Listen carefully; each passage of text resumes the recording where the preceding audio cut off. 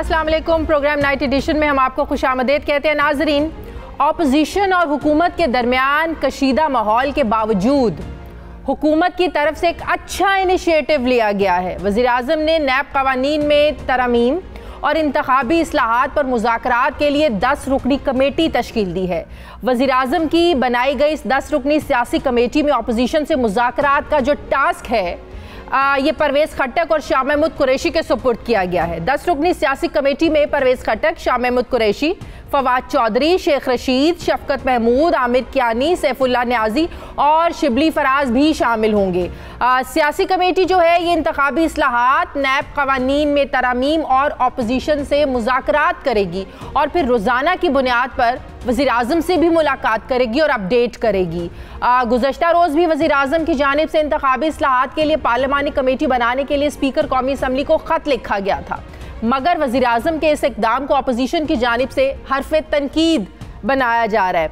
हकीकत यह है कि जब भी अपोजिशन की जानिब से, हम सब जानते हैं, हुकूमत को मिसाक़े मईशत या कौमी मसाइल पर इत्तफ़ाक़ राय पैदा करने की दावत दी गई तो वज़ीर आज़म की जानिब से, वुज़रा की जानिब से हमेशा ये कहा गया कि अपोजिशन NRO मांग रही है। अब एक तरफ वज़ीर आज़म के रवैये में अपोजिशन के लिए अचानक नरमी नज़र आ रही है, जो बज़ाहिर तो बड़ी अच्छी बात है कि एक पेज पर अगर अपोजिशन और हुकूमत जो मुल्की मसाइल हैं इन पर बैठेंगे, बात करेंगे तो ज़ाहिर है मुल्क के लिए अच्छा होगा। तो दूसरी तरफ वज़ीर आज़म ये कहते हैं कि हमें अवाम ने 5 साल के लिए मैंडेट दिया है और 5 साल के बाद एहतसाब होना चाहिए कि हमने मुल्क और अवाम के लिए क्या किया है। वज़ीर आज़म के मुताबिक तहरीक इंसाफ की हुकूमत बनी तो कहा जाता था कि इसी हफ्ते घर चली जाएगी, बार बार हुकूमत जाने की पेशगोइयाँ होती रहीं। वज़ीर आज़म के ख़यालात अपनी जगह, मगर ये बात भी हकीकत है कि PDM में हिकमत अमली के हवाले से इख्तलाफात बहरहाल मौजूद हैं, लेकिन PDM की तमाम जमातें हुकूमत को घर भेजने के जो मामला है इस पर भी मुत्तफिक हैं। PDM की 9 जमातें असम्बलियों से इस्तीफ़े देकर हुकूमत को घर भेजना चाहती हैं, लेकिन पीपल्स पार्टी असम्बलियों में रहकर हुकूमत के ख़िलाफ़ तहरीक चलाना चाहती है। महसूस ये होता है कि PDM के इजलास में आसिफ जरदारी की गुफ्तगू ने पीपल्स पार्टी और PDM में इख्तलाफात को एक वाज़े सबके सामने खोल कर रख दिया है। यही वजह है कि गुज़श्ता 2 दिन से PDM के सरबराह मौलाना फजलुर रहमान अपोजिशन रहनुमाओं के जो बयानात हैं उनको तनकीद का निशाना बना रहे हैं। आज इस्लामाबाद में एक तकरीब से खिताब करते हुए मौलाना फजलुर रहमान ने कहा कि जो जेल नहीं जा सकता वो सियासत में क्यों है, ये बुज़दिली नहीं बर्दाश्त का काम है। इसी रास्ते में जेल भी आएगी और इक़्तिदार भी। तहरीकें रुकती नहीं हैं, चाहे सब साथ ना रहें। एक हाथ साथ ना रहे तब भी मंजिल की तरफ पेशरफ जारी रहती है। एक तरफ मौलाना फजलुर रहमान और नवाज शरीफ पीपल्स पार्टी के बगैर तहरीक चलाने के लिए बज़ाहिर लग रहा है कि वो तैयार हैं, तो दूसरी तरफ पीपल्स पार्टी शेरी रहमान को सेनेट में कायदे हिज़्ब इख्तिलाफ बनाने के लिए जो है ना वो सरगर्म नज़र आ रही है। मुस्लिम लीग नून का मौक़िफ़ है कि सेनेट में कायदे हिज़्ब इख्तिलाफ उन्हीं की जमात में होगा, ये PDM में पहले तय हो चुका था। अब क्या पीपल्स पार्टी सेनेटर आज़म नज़ीर तारड़ को सेनेट में कायदे हिज़्ब इख्तिलाफ बनने का मौका फराहम करेगी? क्योंकि हम जानते हैं नून लीग ने साथ दिया यूसुफ रज़ा गिलानी को सेनेटर बनने का और फिर चेयरमैन सेनेट के लिए भी हिमायत करने में।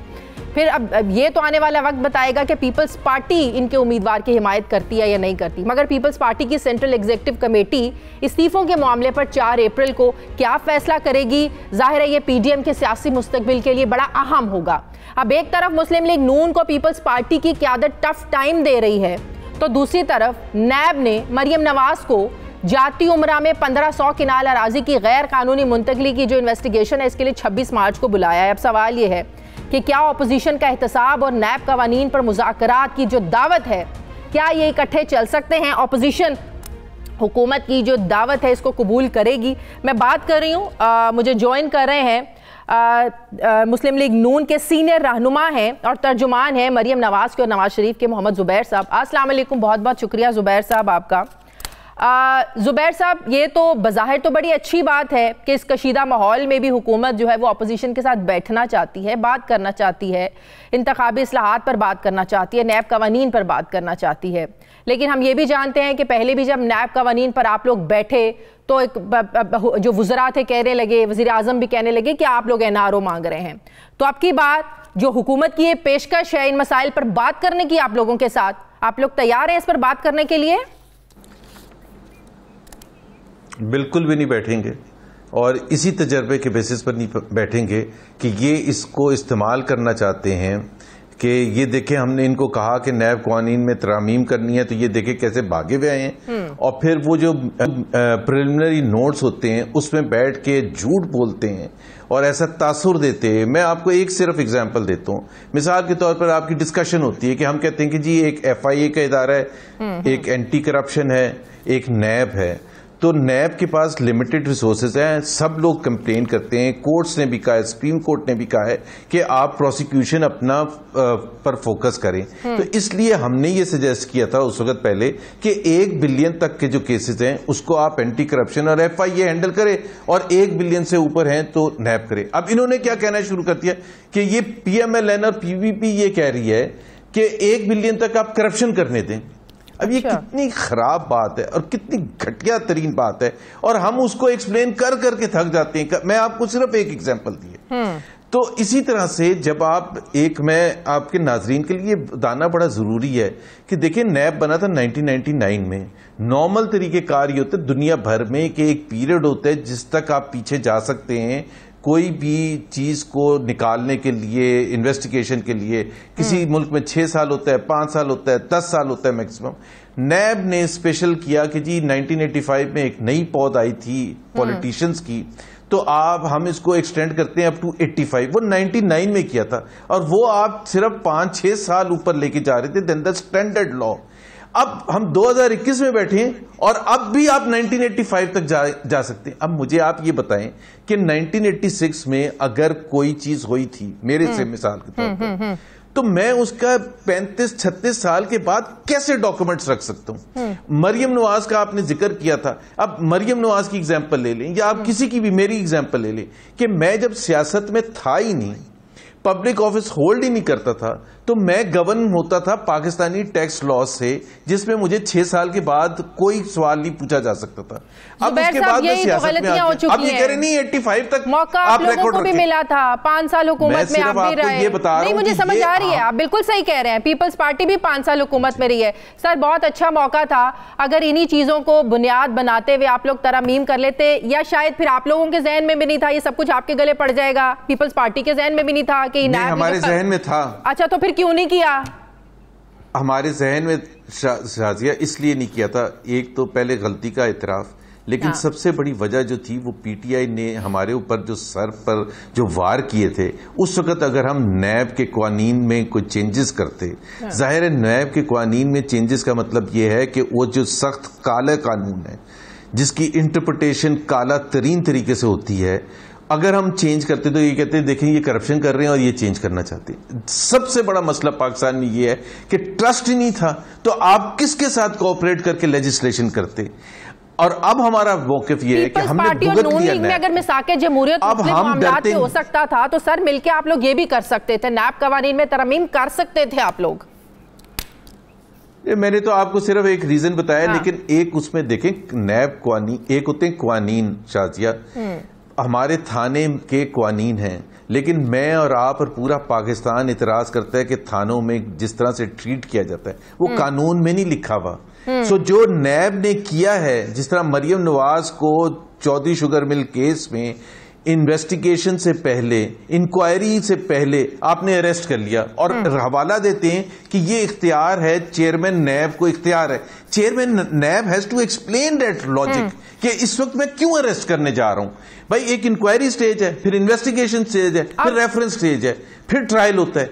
अब आपने पहले इंक्वायरी शुरू की और आपने अरेस्ट कर लिया। मरियम नवाज को जो नैब ने 26 मार्च को बुलाया है, पिछले साल 11 अगस्त 2020 को नैब के दफ्तर के बाहर जो हुआ सबने देखा, किस तरीके से पत्थर चले, जो कशीदा माहौल हुआ, क्या आप लोगों को फिर से वैसा कोई डर खौफ है, वैसा कुछ हो सकता है, या मरियम नवाज जाएंगी, पेश होंगी, धड़ल्ले से जाएंगी वो कि मुझे नैब ने बुलाया मैं जाऊंगी?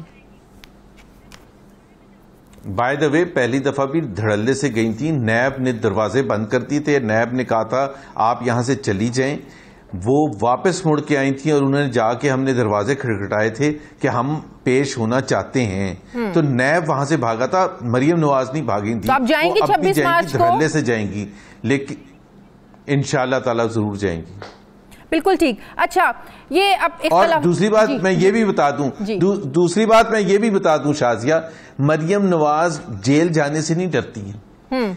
वो वाहिद खातून हैं जो पब्लिक ऑफिस होल्डर ना होने के बावजूद 2 दफा जेल जा चुकी हैं। उनको डिस्क्वालिफिकेशन हो गई है।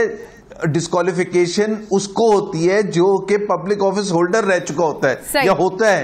यहां पहली दफा कानून का इस्तेमाल ऐसे किया जाता है कि एक प्राइवेट सिटीजन पर, कि जी प्राइवेट सिटीजन है लेकिन आप मेंबर नहीं बन सकते कभी नेशनल असेंबली या प्रोविंशियल असेंबली के। भाई उसने तो इजहार भी नहीं किया बनने का। ठीक है। अच्छा जुबैर साहब, अब पीडीएम में जो इख्तलाफात हैं, भले ही नून लीग पीपल्स पार्टी, मौलाना साहब कहते रहे कि पीडीएम अभी भी मुत्तहिद है, पीपल्स पार्टी ने अभी अपनी सेंट्रल एग्जीक्यूटिव कमेटी का जो उनका होना है इजलास, उसमें फैसला करना है 4 अप्रैल को उन्होंने इस्तीफे देने हैं या नहीं देने हैं। सर, जब पाकिस्तान पीपल्स पार्टी ये बात करती है कि ये एक्शन प्लान जो था पीडीएम का, उसमें तय था कि इस्तीफों का आखिरी ऑप्शन होगा और नथी नहीं किया गया था लॉन्ग मार्च को इस्तीफों के मामले से, तो अचानक ये पिछले 2-4 दिन में ऐसा क्या हुआ? मैं शहरी रहमान साहिबा को एक टीवी चैनल पे सुन रही थी, वो कह रही थी हमें दीवार से लगाने की कोशिश क्यों की जा रही है? ऐसी तो कोई चीज तय नहीं थी कि इस्तीफे भी होंगे और लॉन्ग मार्च भी होगा, तो क्यों जबरदस्ती उन पर जो है ना वो फैसला थोपने की कोशिश की जा रही है? अच्छा, ये मेरा ख्याल है एकदम से तो हुआ ही नहीं है। आपको मैं याद दिला दूं, जो 28 दिसंबर को सीईसी पीपल्स पार्टी की मीटिंग हुई थी लाड़काना में, उसमें उन्होंने चंद फैसले किए थे, जिसमें उसमें ये भी फैसला हुआ था कि वो रेजिग्नेशन के मामले में उनकी रिजर्वेशंस हैं और लॉन्ग मार्च के मामले में 1 जनवरी को पीडीएम की मीटिंग हुई और सब ने इंतजार किया कि पीपल्स पार्टी का मौकिफ इसमें क्या है, क्योंकि तमाम पार्टीज उस वक्त तैयार थी रेजिग्नेशन के लिए और लॉन्ग मार्च के लिए। पीपल्स पार्टी ने आके अपना मौकिफ पेश किया, भरपूर अंदाज में पेश किया, फरूखुल्लाह बाबर ने उनकी तरफ से पेश किया और उन्होंने उसकी लॉजिक दी कि हम क्यों इस वक्त समझते हैं। पॉइंट ये है कि पीपल्स पार्टी ने कभी भी रिफ्यूज नहीं किया इस ऑप्शन को, और किसी पॉलिटिकल पार्टी ने इस ऑप्शन को, और उस वक्त वो डिले कर दिया गया, लॉन्ग मार्च भी डिले कर दी गई और रेजिग्नेशन का मामला भी डिले कर दिया गया आफ्टर द सेनेट इलेक्शंस। अब सेनेट इलेक्शंस भी हो गए, बाय इलेक्शंस भी हो गए, इस वजह से अब ये टिपिंग पॉइंट है। डिफरेंस ऑफ ओपिनियन ये है कि हम समझते हैं, पीएमएलएन समझता है, स्ट्रांगली समझता है कि now is the time to go for the kill. Last जो आपका हरपा है वो लॉन्ग मार्च, लेकिन long march with resignations logic बनती है, विदाउट रेजिग्नेशंस कोई लॉजिक नहीं बनती है। पीपल्स पार्टी समझती है कि अभी वो टाइम नहीं आया और उनकी जद्दोजहद जारी रहनी चाहिए। और अगर वो 4 अप्रैल को भी फैसला करते हैं कि अभी टाइम नहीं है, अभी वो आखिरी ऑप्शन का टाइम नहीं आया, तो क्या फिर मौलाना और बाकी आप लोगों की जो मिलकर जो 9 जमातें हैं ये अलहदा चल पड़ेंगी इस्तीफे देने के लिए? फिर 4 को आने दें, उसके बाद फैसला करेंगे। लेकिन मेरा अपना जाती ख्याल ये है कि पीडीएम एज अ होल तो इफेक्टिव होगी, लेकिन अगर जाहिर है कोई भी हुकूमत होगी इस वक्त, वो चाहेगी डिवाइड एंड रूल वाला जो फॉर्मूला होता है। तो अगर पीपल्स पार्टी शामिल नहीं होती तो पीपल्स पार्टी पर सिर्फ एक फैसला ये नहीं करना उन्होंने कि जी वो ये आके कहें कि अभी वक्त नहीं है रेजिग्नेशन का। उनको ये भी बताना है कि अगर आप रिजाइन नहीं कर रहे और आप समझते हैं कि मूवमेंट भी चलानी है हुकूमत के खिलाफ, तो फिर आप ये तो बताएं कि वो कैसे होगी। वो ऐसे होगी, मैं बताती हूँ, वो दबाव और प्रेशर हुकूमत पर रहेगा। ये भी पीपल्स पार्टी कि हमें आइन और जमहूरियत के अंदर रहते हुए जो है ना इस हुकूमत का मुकाबला करना है, टफ टाइम देना है। वो आइन और जमहूरियत सिस्टम से बाहर निकल के कुछ नहीं करना चाहती पाकिस्तान पीपल्स पार्टी।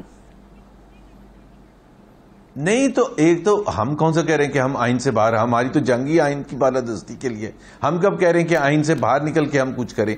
अगर आप रेजिग्नेशन देते हैं तो वो आइन उसकी इजाजत देते हैं। ये तो कोई बात ही नहीं है कि जी हम ये कहें कि जी हम रिजाइन कर रहे हैं तो ये आइन की खिलाफवर्जी है। ये तो बिलावल बड़ी दफा कह चुके हैं तहरीक अदम एतमाद का, और मरीम नवाज ने कहा था नंबर पूरे कर लें आप। बहुत दफा कह चुके हैं तो नंबर पूरे कर लें। आज 100 बिस्मिल्लाह, अगर हम उसको इमरान खान को निकाल सके इस तरह से। लेकिन आपको पता है कि पाकिस्तान की तारीख में सिर्फ नंबर गेम नहीं होती है, नंबर गेम के अलावा भी बहुत सी चीजें होती हैं, कुव्वतें होती हैं जो कि उसको नो कॉन्फिडेंस को नाकाम बनाने में काम आएगी। आखिरी सवाल का जवाब दे साहब के खिलाफ 2019 में था।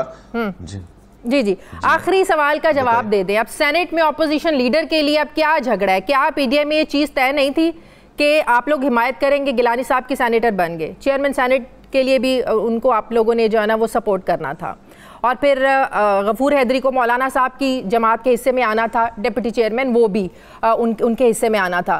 क्या ये चीज़ तय नहीं थी कि अपोजिशन लीडर का ओहदा आप लोगों को मिलना है सेनेट में? अगर सब चीज़ें तय थी तो फिर क्या झगड़ा है? जी बिल्कुल, देखे शाहिद खाकान अब्बासी के घर पर मीटिंग हुई थी इस्लामाबाद में, जिसमें ये चीजें फंडामेंटल फैसले हुए थे, और उसमें ये था कि चेयरमैन पीपल्स पार्टी के लिए, डिप्टी चेयरमैन JUIF और opposition leader PMLN, irrespective whether Gilani साहब विंस और नॉट, क्योंकि अगर वो लॉजिक पीपल्स पार्टी की मान ली जाए तो फिर JUIF आगे कहेगा कि हैदरी साहब भी तो आ रहे हैं, तो फिर हमें दें लीडर ऑफ द ऑपोजिशन। तो मतलब how do you solve this problem? वो तो फिर दोनों क्लेम करना शुरू कर देंगे। तो मेरा ख्याल है कि इरिस्पेक्टिव ऑफ द नेम्स ये तय हुआ था कि जी ये 3 पोजीशंस हैं, ये 3 पॉलिटिकल पार्टीज को मिलेंगी, और हमारा मौकिफ यही है और बड़ा सिंपल है। सही, बहुत बहुत शुक्रिया। मुस्लिम लीग नून के सीनियर मोहम्मद जुबैर साहब मेरे साथ थे। नाज़रीन, मुझे प्रोग्राम में एक ब्रेक लेनी है, वापस आते हैं छोटे से वक्फे के बाद।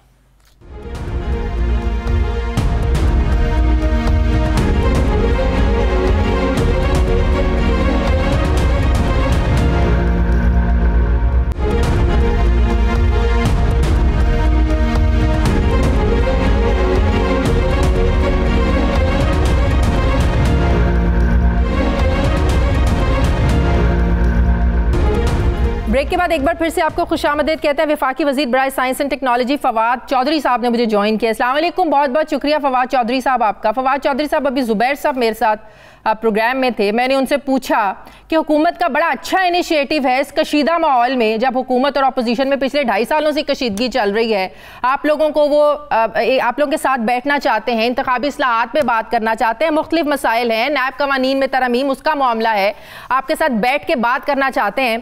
कहते हैं किसी चीज पर हुकूमत के साथ हम बात नहीं करेंगे।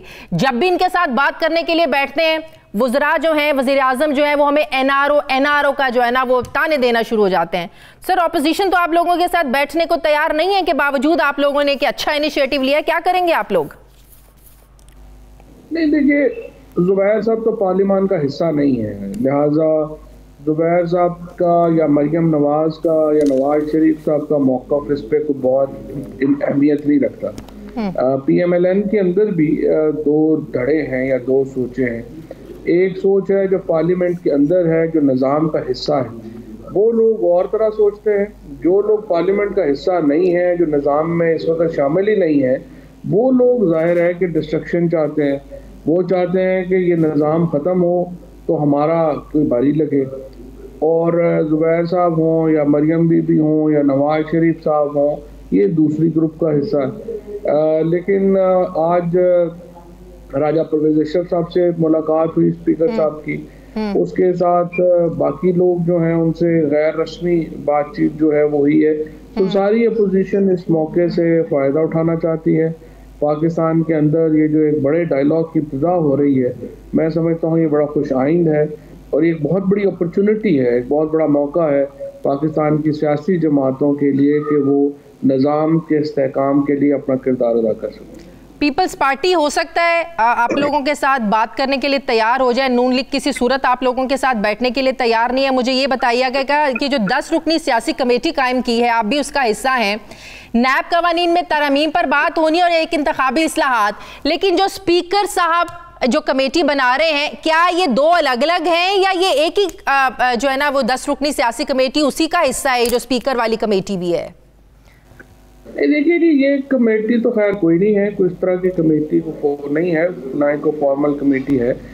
ये एक जो स्पीकर साहब बना रहे हैं, वो प्राइम मिनिस्टर साहब ने उन्हें खत लिखा, उस खत में वज़ीर आज़म साहब ने स्पीकर साहब को कहा कि intra party parliamentary party group create करें हैं, बाकी पार्टीज को उन्होंने लिखा है, और अब उसके मुताबिक जो है वो इंशाल्लाह आगे जो कमेटी बनेगी जो पार्लियामेंटेरियंस के ऊपर मुश्तमिल होगी, और उसमें तमाम पार्टीज के लोग होंगे। अब ये भी हमारी अंडरस्टैंडिंग है कि 50% लोग हुकूमत के होंगे और 50% लोग अपोजिशन के होंगे। अच्छा। इसी तरह से 33% लोग जो हैं वो सेनेट से लिए जाएंगे। सही, अगर ऑपोजिशन नहीं मानती है, हुकूमत किस हद तक लचक दिखा सकती है, किस हद तक जो है ना वो उन्हें इजी रख सकती है ऑपोजिशन को? हुकूमत क्या ऑप्शंस हैं आप लोगों के पास ऑपोजिशन को इंगेज करने के लिए? देखिए, एंगेज करने के ऑप्शन तो यही है ना, हमने लेटर लिख दिए हैं, हमने उन्हें दावत दे दी है आने की। अब असल में जो प्रॉब्लम कुछ जगहों पे आता है वो आता है जहाँ पे वो कहते हैं कि हमारे केसेस खत्म कर दें। जैसे बैठक के अंदर जो नेगोशिएशंस हो रही थी, बातचीत हो रही थी, तो उस वक्त एक पूरा जो मौका है वो ये आ गया कि जी आप इसमें हमें एक रिलीफ दें और केसेस का रिलीफ दें। अब वो केसेस का रिलीफ जो है वो जाहिर है कि प्राइम मिनिस्टर देने को तैयार नहीं है। उसके अलावा जो सारे बड़े बाकी मामलात हैं उनके ऊपर बातचीत हो भी सकती है और उसके ऊपर हम तैयार भी हैं। लेकिन अभी जुबैर साहब कह रहे थे कि हमने इनसे ये बात की थी कि जो 1 बिलियन से ऊपर के केसेस हैं वो आप नैब के हवाले कर दें, जो इससे नीचे के हैं वो एंटी करप्शन के हवाले कर दें। कहते हैं हुकूमत झूठ बोलती है, गलत बयानी करते हैं, बाहर आके प्रेस कॉन्फ्रेंस में हमें बदनाम करते हैं। नहीं, बदनाम वाली तो कोई बात ही नहीं है। आपने खुद वो जो 34 जो जुबैर साहब को पता नहीं पता होगा या नहीं होगा, लेकिन जो शाहिद खाकान अब्बासी साहब ने जो बिल हवाले किया था वो तो ये था कि 37 में से 34 शिके जो हैं उनको बदल दिया जाए। अच्छा, अब वो मुमकिन नहीं था हमारे लिए उसको बदलना। अच्छा। और उसके ऊपर जो है वो मामला खराब हुआ। सही, तो आप कैसे फिर सही हो सकता है? आपको क्या लगता है ऑपोजिशन जो आप लोगों को घर भेजना चाहती है उनकी सोच बदल गई होगी इस मामले पर, नहीं बदली होगी? चलो, वो शौक तो उनको पूरा उन्होंने किया भी है और आगे के पास ऑप्शन है, वो शौक पूरा करना चाहते हैं तो पूरा करें। अच्छा, अब प्राइम मिनिस्टर साहब ने एक बात की फवाद चौधरी साहब के, हमें तो 5 साल का मैंडेट मिला है, 5 साल के बाद एहतसाब होना चाहिए, लेकिन ऑपोजिशन तो कहती है भाई नवाज शरीफ को घर भेजा, उन्हें जेल में डाला, क्या वो उस वक्त वजीर आजम नहीं थे? उनका भी एहतसाब फिर आप लोग बाद में कर लेते। ऐसा तो नहीं हो सकता दोहरे म्यार, उनके लिए कुछ और म्यार, आप लोगों के लिए कुछ और म्यार। वो कहते हैं कि बिलियन ट्री सुनामी और इतने ज्यादा आप लोगों के शकूक शुबहात की बिना पर जो इन्वेस्टिगेशन नैब ने रोकी हुई है, फिर उनको भी खोले ना। आप लोग डबल स्टैंडर्ड्स नहीं चल सकते। नहीं, बिल्कुल सही बात है, डबल स्टैंडर्ड्स तो चल भी नहीं सकते, होने भी नहीं चाहिए। लेकिन नवाज शरीफ साहब के ऊपर तो करप्शन के केसेस थे और वो करप्शन के केसेस में डिस्क्वालीफाई हुए हैं। अब ये जो मामला है हमारा कि इसको हमने कैसे आगे बढ़ाना है, कैसे आगे लेके जाना है, हमने तो अपोजिशन को ये मौका दिया है। अब अपोजिशन इससे फायदा उठाना चाहती है, फायदा उठाएगी, नहीं उठाना चाहती नहीं। हुकूमत को वैसे कितना फायदा हुआ है आप समझते हैं पीडीएम के बीच में जो फूट पड़ी है, जो इंतशार हुआ है इनकी सफ़ों में? देखिए, अपोजिशन से हमें कोई कभी भी कोई खतरा नहीं रहा। ये अपोजिशन कौन सी कोई बड़ी कोई इखलाकी कैंपेन चला रही थी, उनका तो एक ही था ना कि हमारे केसेस खत्म कर दें और उसके ऊपर वो बैठे हुए हैं। इसमें कौन सी कोई अवामी मसाइल के ऊपर तो कभी उन्होंने बात ही नहीं की, ना ही उनका कोई इंटरेस्ट है। लिहाजा जो तहरीक जो है वो आवाम से जुड़ी ना हो, वो हुकूमतों के लिए खतरा नहीं पैदा किया करती। और ना ही फ्रेंकली हुकूमतें अपोजिशन की कोई तरीकों से जाती हैं। हुकूमतों को अपनी कारकर्दगी के ऊपर ही जो है वो आना या जाना होता है और उस पर ही हमारी तवज्जो। आप नहीं समझते आसिफ जरदारी बड़े समझदारी से जो है ना वो प्ले किया है, खुद से किया है, या बैकडोर कहीं मैनेज करने की कोशिश की है, या उन्होंने पीडीएम को धोखा दे दिया है सिस्टम के अंदर रहने के लिए? हुआ तो हुकूमत के लिए अच्छा ही है। अगर जरदारी साहब भी मिल जाते, आप माने ना माने, टफ टाइम तो मिलना था, इतने ज़्यादा इस्तीफे आ जाते, कैसे ज़िमनी इंतखाबात करवाते फवाद चौधरी साहब? लेकिन इस्तीफे देना आसान नहीं है ना। जरदारी साहब इस सिस्टम का हिस्सा है और उनका स्टेक है। अब जो 9 पार्टियां, जो मैं पढ़ रहा था कि 9 पार्टियां इकट्ठी हैं और एक भी बस पार्टी इकट्ठी नहीं है। अब 9 पार्टियों में से 5 तो वो हैं जिनकी एक भी सीट नहीं है असेंबलियों में, और 4 वो हैं जिनके टोटल 5 जो हैं वो सीटें हैं। अब आप देखिए ना, ये तो मजाक है कि 9 जमातें इकट्ठी हैं। ये तो ऐसे ही मैं कोई 9 बंदे खड़े कर दूं और उनको एक एक पार्टी वो अपने नाम से रजिस्टर करा लें तो वो 9 पार्टियां बन गई। ये तो एक बिल्कुल बचगाना सोच है, जो ना सिर्फ पीपल्स पार्टी के लोग जो हैं वो इस्तीफा उन्होंने नहीं दिया, बल्कि आप ये भी आप अपने भी आपके बड़े ताल्लुकात हैं। आप जरा जो PMLN के लोग, जो इलेक्टेड लोग हैं, आप उनसे जरा सर्वे करके देखें, उनमें से कितने इस्तीफा देने को तैयार है। कोई जो सिस्टम के अंदर है वो इस्तीफे इस तरह से नहीं देता, ना ही वो देने को तैयार है। तो ये तो ऐसे ही है, कह लीजिए कि जिद वाली बात थी और जाहिर है उसका यही हशर होना। तो फिर आप लोगों ने तो वही काम किया ना, इलेक्शन कमीशन से इस्तीफे का मुतालबा, फिर वही मुतालबा है ना जो अपोजिशन आप लोगों से मुतालबा कर रही है, और ये जानते हुए कि कायनी तरीका अगर आप लोगों ने वाकई चाहते हैं कि इलेक्शन कमीशन ना रहे, क्या वाकई कोई उजलत में आप लोगों ने उस दिन प्रेस कॉन्फ्रेंस कर दी? आपको भी ज़ाहिर है कानून का पता है, कायनी तरीका है, अगर आप चाहते हैं कि इलेक्शन कमीशन काम ना करे तो फिर सुप्रीम जुडिशल काउंसिल में रेफरेंस दायर करें ना, एक चार्जशीट तैयार करें। नहीं, कोई लीगल केस तो हम नहीं कर रहे ना, हम तो पॉलिटिकल केस दे रहे हैं। पॉलिटिकल केस या तो शादिया आप कह दें दिल पे हाथ रख के कि जो सेनेट के इंतखाबात हुए हैं वो बिल्कुल आर्टिकल 218(3) के मुताबिक गैर जानबदाराना शफाफ हुए हैं और उनमें कोई जो करप्ट प्रैक्टिसेस हैं वो नहीं की। तो मैं तो दिल पे हाथ रख के ये भी कहती हूँ कि जब अदम एतमाद की तहरीक थी सादिक संजरानी के खिलाफ, ऑपोजिशन के नंबर ज्यादा थे उस वक्त पीपल्स पार्टी, नून लीग, सब लोगों के, लेकिन आप लोगों ने उस वक्त जो किया, मैं दिल पे हाथ रख के कहती हूँ वो भी ठीक नहीं था। नहीं, वो बात तो बिल्कुल आपकी ठीक है, तो उसके ऊपर किसको जाना चाहिए और इसके ऊपर किसको जाना चाहिए? आप फिर यही कह रही है ना कि इलेक्शन कमीशन जो है वो इंतखाबात कराने का जो तरीकाकार है वो दुरुस्त नहीं है। और लेकिन आज आप लोगों को इलेक्शन कमीशन के इस्तीफे का मुतालिबा आज याद आया, उस वक्त नहीं आया क्योंकि उस टाइम आपके हक में था सब कुछ, फवाद चौधरी साहब। लेकिन जिम्मेदारी किसकी है? ऑफ कोर्स इलेक्शन, हमारे हाथ में तो कुछ नहीं है। हाँ, जिम्मेदारी जिसकी है उसने ही इस्तीफा देना है ना। अगर आप लेट से मैं आपके आर्गुमेंट से इत्तेफाक नहीं करता, लेकिन लेट से आपका आर्गुमेंट से इत्तेफाक किया जाए और आप ये भी कह रही हैं कि ये इलेक्शन भी जो है वो शफाफ नहीं हुए हैं, हाँ। तो फिर जिम्मेदारी किसकी है? लेकिन मेरा आर्ग्यूमेंट ये भी है ना कि जब आप बेनिफिशियरी थे तब सब कुछ ठीक था, आज बेनिफिशियरी नहीं है तो सब कुछ गलत है, ये भी ठीक नहीं है। नहीं, बिल्कुल सही नहीं है। लेकिन आपने इदारे को फिर, जब आप अभी अपोजिशन की सारी पार्टियों का वर्जन सुन लें, वो भी क्या कह रहे हैं, जब अपोजिशन भी सारी यही कह रही है कि आर्टिकल 218(3) के तहत इलेक्शन कमीशन अपनी जिम्मेदारी अदा नहीं कर सका और हुकूमत भी कह रही है, तो फिर आप क्या कहेंगे? आप यही कहेंगे ना पार्लियामान को मौका देना चाहिए। तो फिर एक तरीका है ना फवाद चौधरी साहब, ऑपोजिशन और हुकूमत एक दूसरे के साथ बैठे हैं, जो आईनी तरमीम करनी है, ओपन बैलेटिंग करनी है, खुफिया करनी है, चेयरमैन सेनेट का इंतखाब कैसे कराना है, फिर तो आप लोगों को पार्लियामेंट को भी अपना रोल जो है ना वो अदा करना पड़ेगा। इलेक्शन कमीशन ने बिल्कुल कहा कि अगर आप लोग करवाना चाहते हैं तो फिर आप 226 में तरमीम करें, पार्लियामेंट का जो है ना वो रोल वो पूरा करें। नहीं, वो तो देखिए ना, सुप्रीम कोर्ट ने कह दिया ना उनको, हाँ। सुप्रीम कोर्ट ने कह दिया कि आप 226 को तो भूल जाएं, वो तो पार्लियामेंट करेगी, हाँ। लेकिन आप जो है अगर आपने करना है तो फिर आप 218(3) के तहत इलेक्शन कमीशन जो है वो मूव कर सकता है। अब इलेक्शन कमीशन ने ये 218(3) के तहत ना मूव करके इन एक्शन से अपने जो है वो एक्चुअली सुप्रीम कोर्ट के ऑर्डर जो हैं उनको डिफीट कर दिया।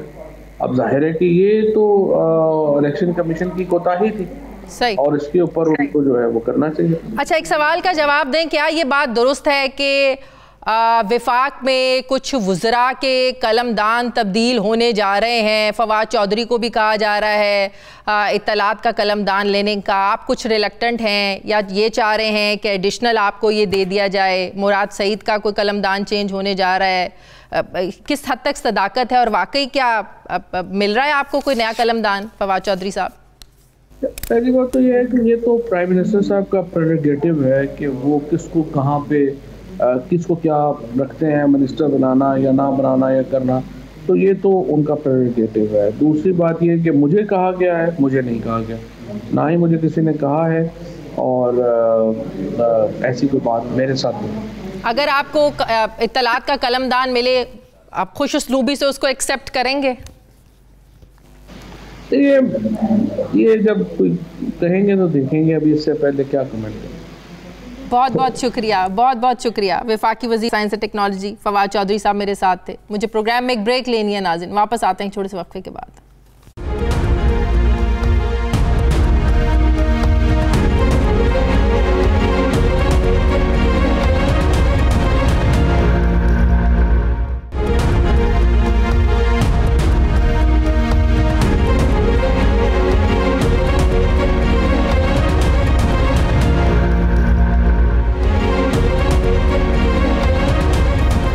के बाद एक बार फिर से आपको खुशामदीद कहते हैं नाजरीन। आज मुल्क में 2 रोज़ा सिक्योरिटी डायलॉग का इख्तितामी सेशन हुआ। 2 रोज़ा कॉन्फ्रेंस में मौजूदा और साबिक ओहदेदारान के साथ मकामी और आलमी पॉलिसी के माहिरीन ने इसमें शिरकत की। इख्तितामी सेशन से army chief general Qamar Javed Bajwa ने खिताब किया और कहा कि सिक्योरिटी चैलेंजेस के बावजूद पाकिस्तान उन चंद मुमालिक में शामिल है जिसने असलहे की दौड़ में शामिल होने से गुरेज किया है और जारियत पसंद हमसायों की मौजूदगी के बावजूद दिफाई अखराजात में इजाफे की बजाय इसमें कमी लाई है।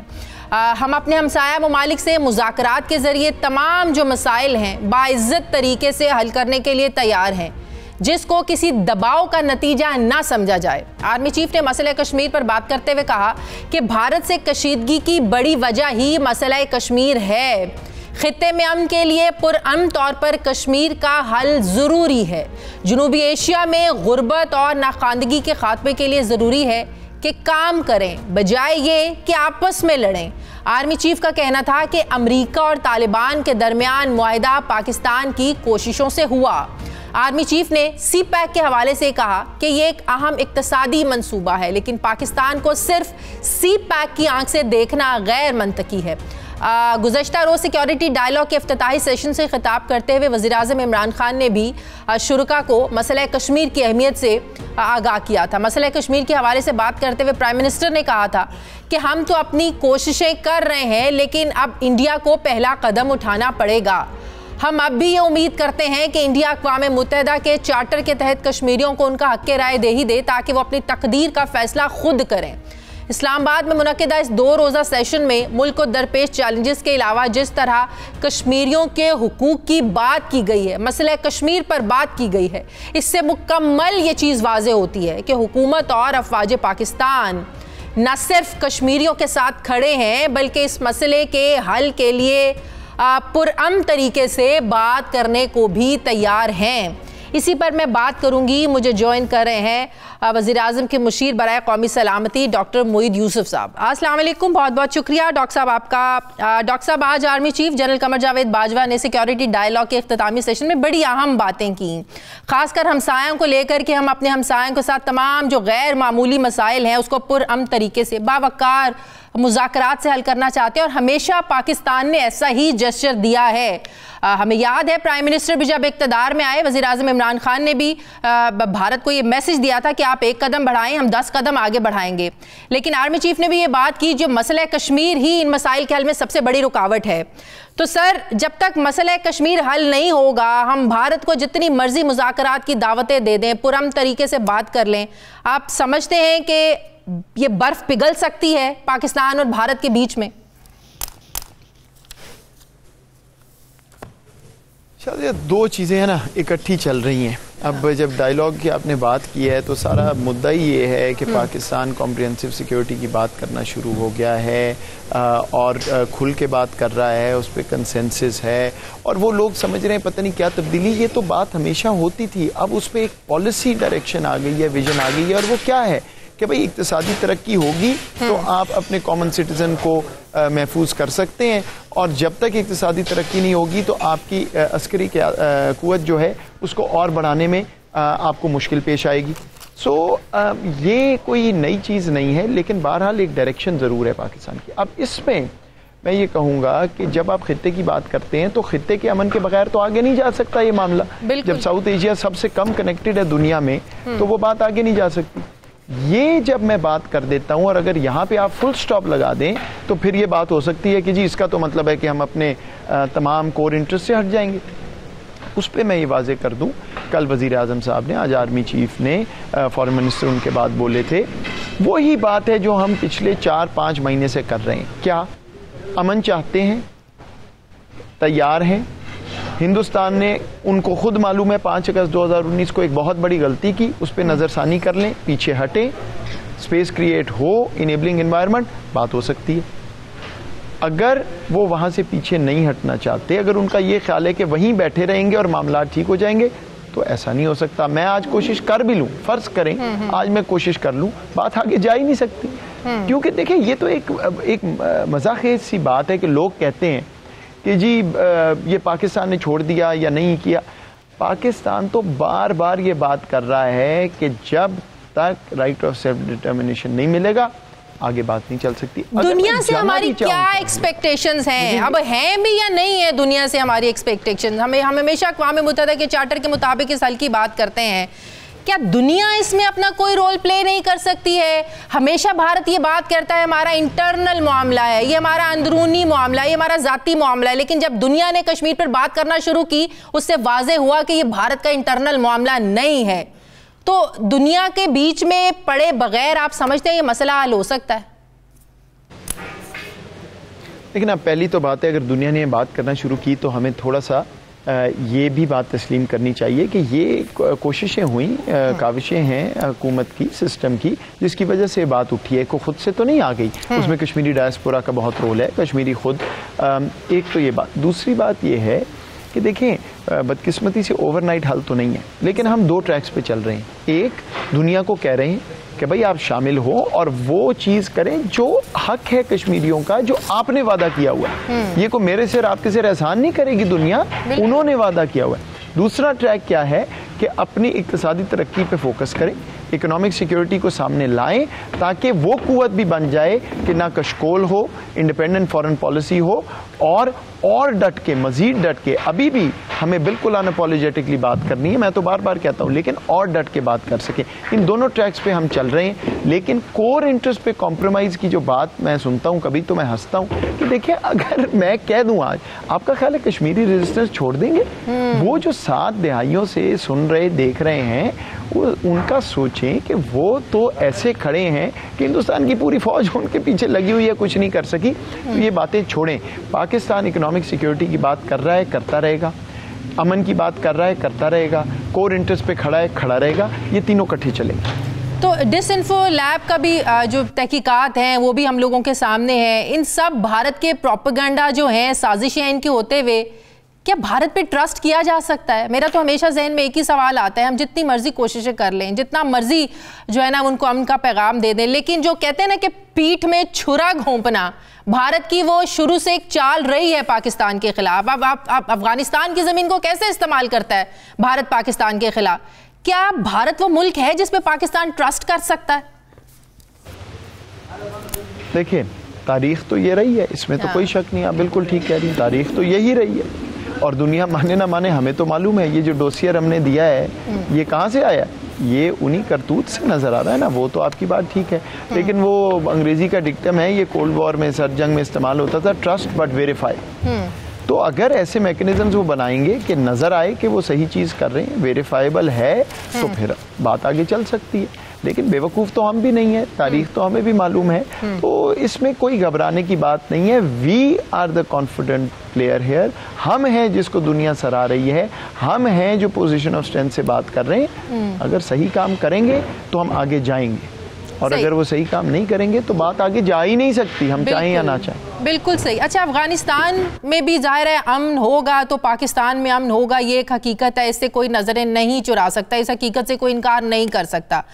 ये बात भी पूरी दुनिया जानती है कि पाकिस्तान ने बड़ी कोशिश की है अफगानिस्तान में अमन के लिए, तालिबान अमेरिका को डायलॉग टेबल पे लाने के लिए, लेकिन अब जो अबूरी एक सेटअप का वहां पर कहा जा रहा है जिस पर अब काबुल हुकूमत राजी नहीं है, तो इसमें अब पाकिस्तान क्या किरदार अदा कर सकता है? हम जानते हैं कि जब तक वहां पे एक सियासी सिस्टम स्टेबलाइज नहीं होगा, पाकिस्तान में अमन नहीं हो सकता। जब तक तालिबान को भी सियासी धारे में शामिल नहीं किया जाएगा, वहां सिस्टम ठीक नहीं हो सकता।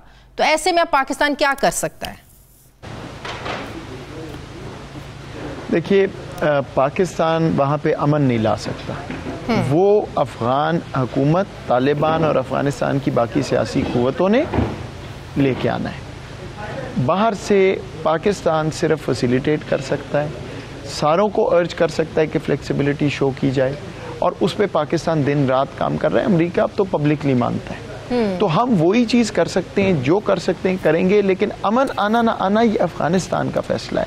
दूसरी बात कि वहाँ क्या शक्ल निकलेगी उस सियासी हुकूमत की, या जो भी वहाँ सिस्टम बनेगा, ये भी अफगान फैसला है। हम इसमें कोई शामिल नहीं होंगे। अगर हम कोई बात करते हैं तो दुनिया कहती है फेवरेट ले रहे हैं, अपना कुछ चूज़ कर रहे हैं। बात नहीं करते तो दुनिया कहती है आप और बात करें। तो हम ये दोनों तरफ नहीं चल सकते, हमारा काम फैसिलिटेट करना है, उसके लिए हम हाजिर हैं। ठीक है, बहुत बहुत शुक्रिया। वज़ीर आज़म के मुशीर बराए क़ौमी सलाम मोईद यूसुफ साहब मेरे साथ हैं। नाज़रीन, मुझे प्रोग्राम में एक ब्रेक लेनी है, वापस आते हैं एक छोटे से वक्फे के बाद।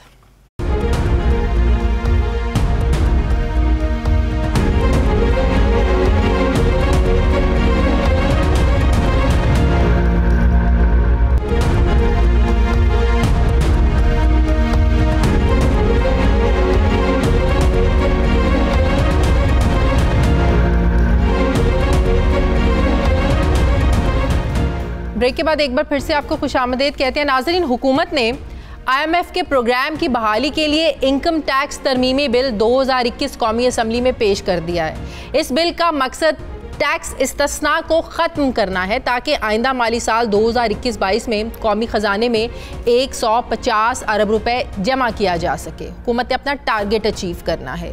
हुकूमत ने green field projects, new startup, IT और IT से मुज़य्यन खिदमात के लिए टैक्स क्रेडिट्स की तजवीज़ दी है ताकि IMF की शराइत के तहत उन्हें मराद फराहम की जा सकें। अब मीडिया रिपोर्ट्स के मुताबिक FBR ने कौमी असम्बली सेक्रेटेरिएट में एक बिल जमा करवाया है जिसमें तकरीबन 36 इक़साम के टैक्स इस्तिस्ना वापस लेने और दीगर कॉरपोरेट टैक्स छूट को बेहतर बनाने के लिए मुतादिद तरमीम तजवीज़ की गई हैं, जिनका इत्तलाक 1 जुलाई 2021 से होगा।